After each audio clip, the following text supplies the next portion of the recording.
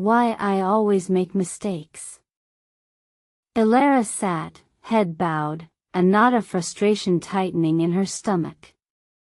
She loved the idea of speaking English fluently, imagining lively conversations with people from all over the world.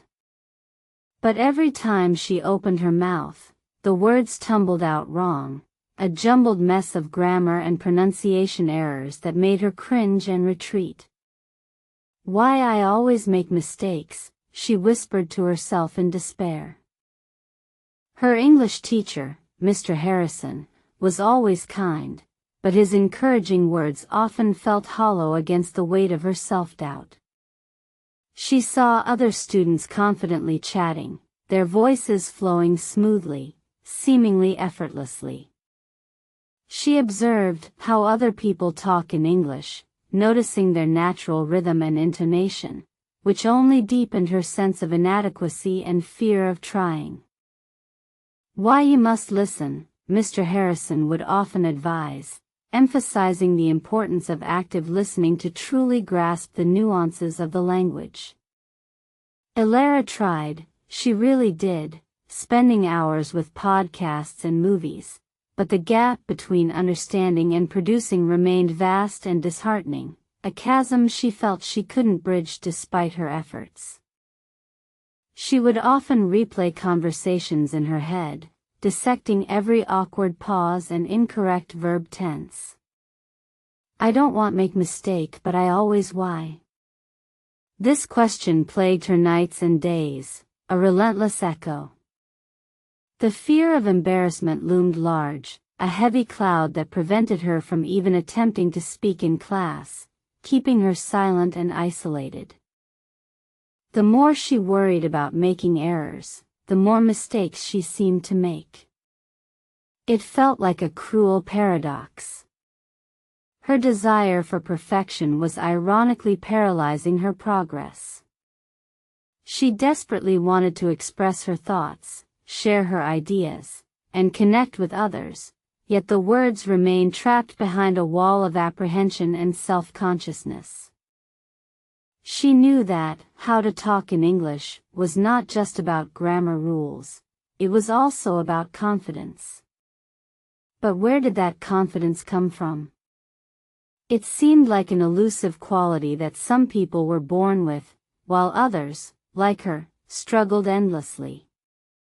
She watched people talk online, marveling at their fluency, wondering how they achieved it. Every online forum she visited seemed to offer different advice on how to learn English. Some advocated for immersion, others for strict grammar drills. Elara felt overwhelmed by the sheer volume of information and contradictory methods. She needed a clear path, something that resonated with her, something that felt achievable and less intimidating. One day, a friend suggested reading more. Why reading is important, her friend explained, is because it exposes you to natural language patterns and vocabulary without the pressure of speaking. Elara was skeptical at first. She thought reading was a passive activity that wouldn't directly help her verbal struggles in real-time conversations. However, she decided to give it a try. She started with simple children's books, then moved to short stories. The process was slow at first, and she still felt that nagging fear that this wouldn't really help her overcome her primary obstacle, the inability to speak fluently and without constant mistakes, particularly when put on the spot. The words on the page didn't judge her, didn't correct her pronunciation, or make her feel foolish. This silent interaction provided a different kind of learning environment. She could absorb vocabulary and sentence structures at her own pace, without the pressure of an audience, which was a welcome relief from her usual classroom anxiety. As she read, she began to notice recurring phrases and grammatical constructions. It was a subtle shift, but she felt a faint glimmer of understanding. The language started to feel less like a rigid set of rules and more like a fluid, interconnected system, which made her feel a little less overwhelmed than before, a small ray of hope. Yet, the speaking barrier remained formidable. She could understand more, but articulating her thoughts was still a monumental challenge. Her inner voice whispered, "You can read, but you still can't speak without fumbling." The fear of making mistakes persisted, a constant companion that clung to her every attempt at verbal expression. Mr. Harrison, sensing her continued hesitation, gave her another piece of advice: start talking at home. He suggested practicing aloud, even if it was just talking to herself, or recording her voice. "Your mistakes at home are private," he said, "and they help you identify what you need to improve without any public pressure." The idea felt silly at first, talking to thin air in her small apartment.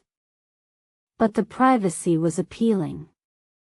There was no one to judge, no one to laugh, no one to correct her immediately.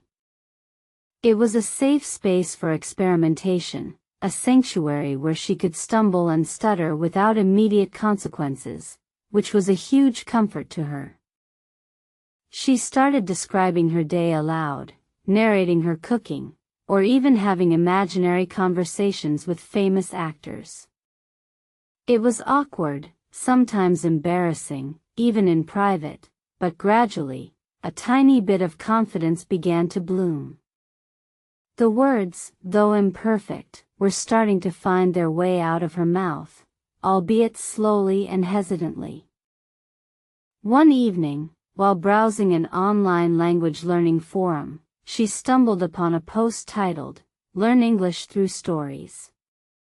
It wasn't a new concept, but the way it was presented, with personal anecdotes and enthusiastic recommendations, caught her eye. Perhaps this was the missing piece to her language puzzle, something engaging.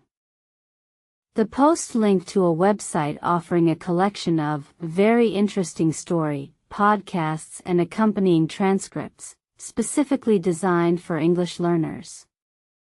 The stories were diverse: mysteries, historical accounts, even modern fables.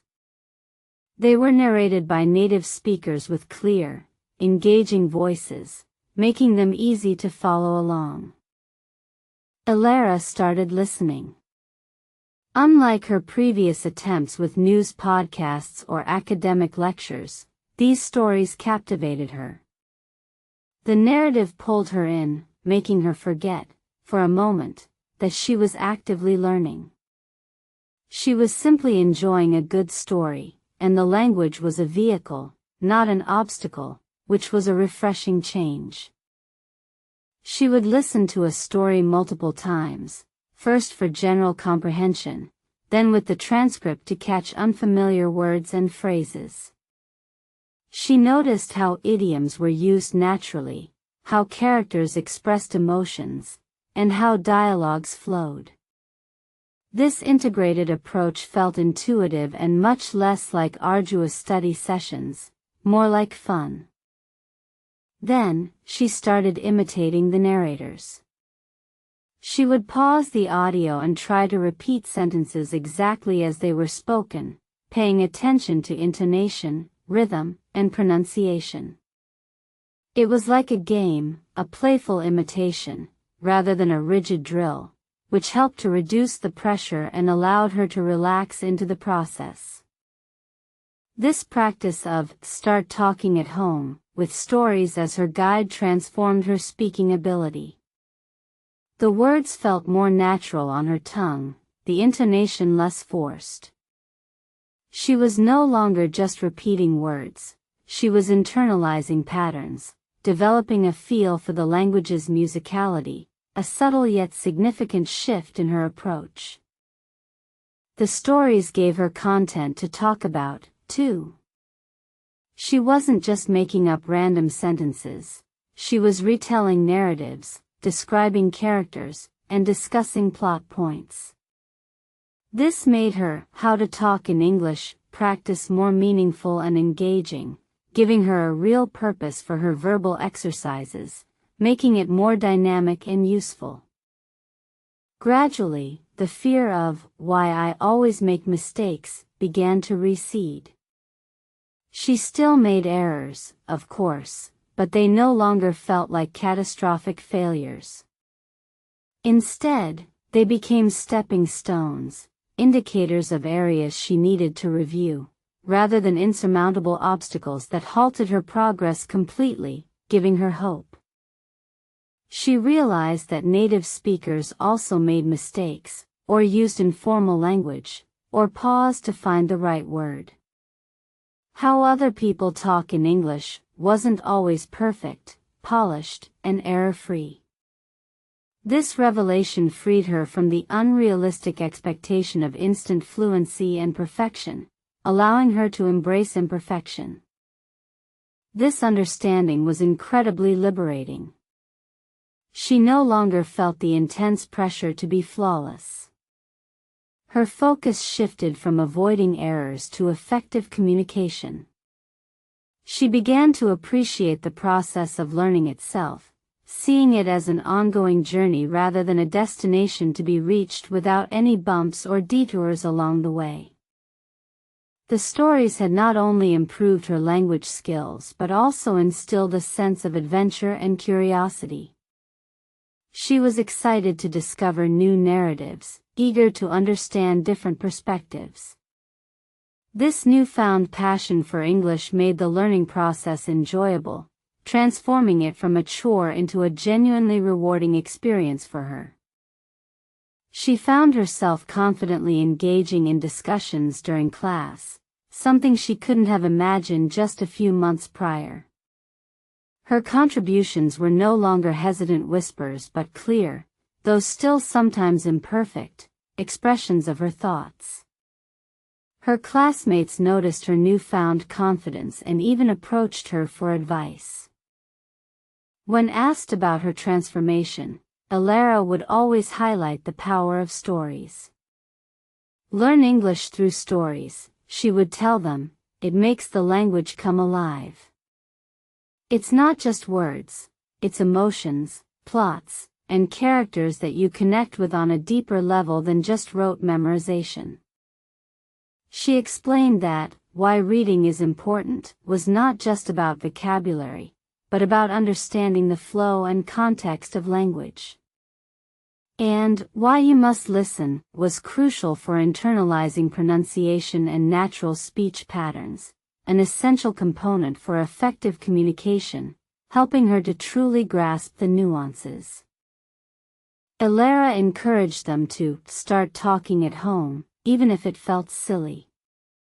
Your bathroom mirror can be your best audience, she'd joke, and your mistakes there are just practice for real conversations. Don't wait for perfection, just start speaking, no matter how many errors you think you might make.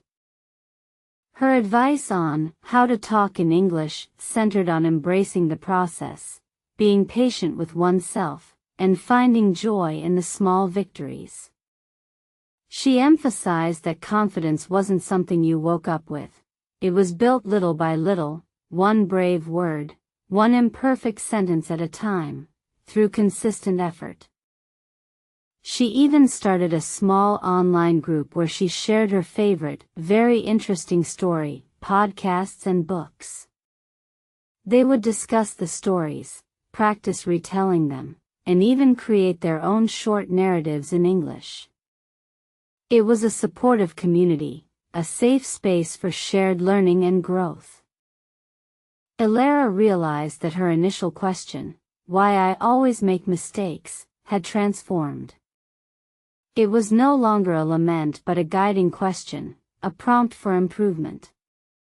Mistakes were no longer roadblocks but signposts, showing her the way forward in her continuous language journey, making her feel more at ease. Her journey from crippling self-doubt to confident communication was a testament to persistence and finding the right learning methods. She no longer feared speaking, instead, she embraced every opportunity to practice, to learn, and to connect with others through the language she once found so intimidating. She often reflected on the days when the fear of error had silenced her completely. Now, her voice, though not always flawless, was present, vibrant, and eager to participate. It was a remarkable transformation, a testament to her dedication and the power of embracing a holistic approach to language acquisition. Elara's story became a beacon of hope for many struggling learners. She proved that the path to fluency wasn't about eradicating mistakes but about moving past them, learning from them, and continuing to speak despite their occasional presence, which was a revolutionary idea for many of her fellow students. Her experience underscored the idea that how to learn English is deeply personal and requires flexibility. There's no one-size-fits-all solution, but a combination of consistent effort, diverse resources, and a positive mindset can unlock incredible progress, making the learning journey more enjoyable. She advocated for a balanced approach, incorporating listening, reading, and speaking into daily routines. Don't just focus on grammar drills, she'd say. Immerse yourself in the language through things you enjoy, like stories, music, or films, making it less like a chore and more like entertainment. The impact of why reading is important continued to resonate with her. The extensive vocabulary and exposure to varied sentence structures gained from reading significantly enriched her spoken English, allowing her to express complex ideas with greater clarity and precision, expanding her linguistic toolkit. And the cornerstone of her success, she believed, was understanding why you must listen. Active listening helped her grasp native pronunciation, rhythm, and colloquialisms, making her sound more natural and understandable to native speakers, reducing the communication gap considerably. Elara often stressed the importance of creating a low-pressure environment for practice. Start talking at home, she reiterated, where you feel safe to make mistakes. This builds the muscle memory for speaking, preparing you for real-world interactions without immediate judgment or fear. She frequently shared anecdotes about her own embarrassing moments and how she learned from them, demonstrating that even advanced speakers occasionally stumble. This openness helped others to shed their own inhibitions about speaking imperfectly, making the learning process less daunting for everyone. Her journey from, "I don't want to make mistake but I always why," to a confident English speaker was a powerful narrative.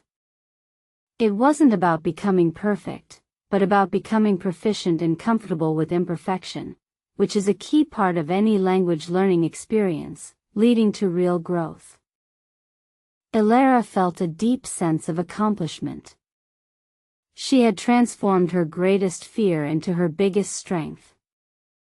The language that once intimidated her now served as a bridge, connecting her to new cultures, new people, and endless opportunities, making her life richer and more fulfilling, full of new adventures. She continued to learn English through stories, finding endless joy in discovering new worlds and perspectives. Each story reinforced her understanding of the language, making her a more articulate and confident communicator, a true master of her own linguistic destiny, constantly evolving and improving. Her dedication to helping others was evident in her tireless efforts to share her learning strategies.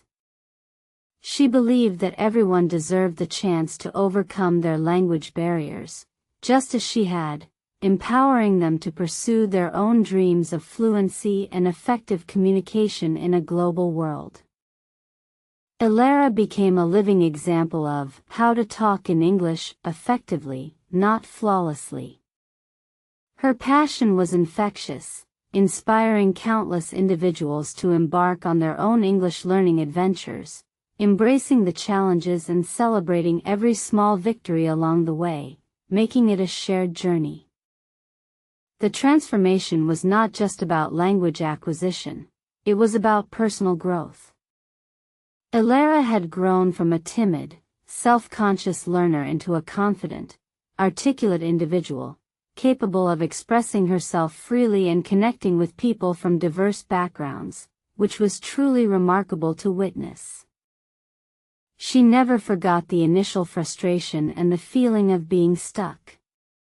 This memory fueled her desire to help others navigate the same challenges with more ease and less self-doubt, providing them with the guidance and encouragement she wished she had during her own early struggles.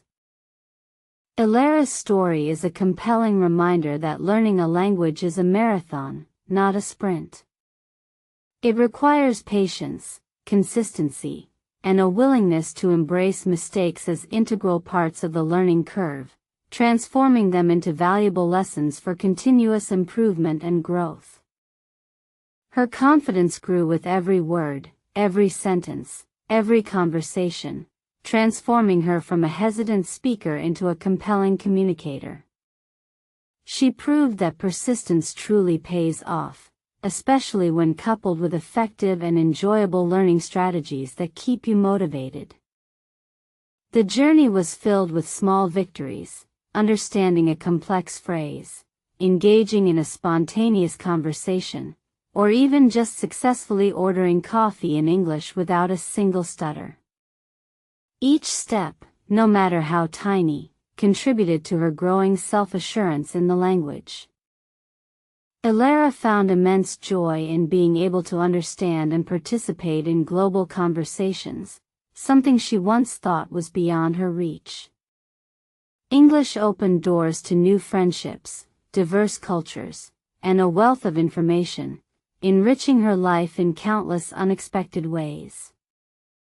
She continued to explore new stories, new podcasts, and new books, understanding that learning is a lifelong process.